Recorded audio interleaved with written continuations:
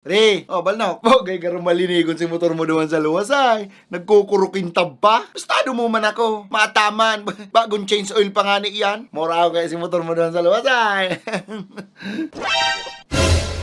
Bagay. Garo aram ko nin uro Ismail mong ana. Ano na naman kay puan mo? Grabe ka man daw. Masubli sa naman ko takong motor. Sabi ko na. Aram ko na uro Ismail mong an. Ina-Ismail ka man sana pag may kay puhan. Grabe ka man day man. Tano kaya maseng ka na naman? May kadate kaya akong babae pa di. Sabi ko susundoon ko siya ning motor. Yugon mo an. Minakasta ka na sa ng tuga ning susundoon mo. Ni mayo ka nga ning sa diring motor.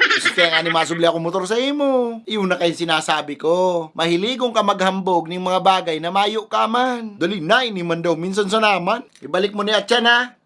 Iyo, ibabalik ko man lang talaga ni sa imo Atyan ta. Mabalik man lang kami digdi sa imo. Mabalik ka mo digdi, tano mano ka mo digdi. Makikigamit na kay Dagos pa di ako ning kwarto.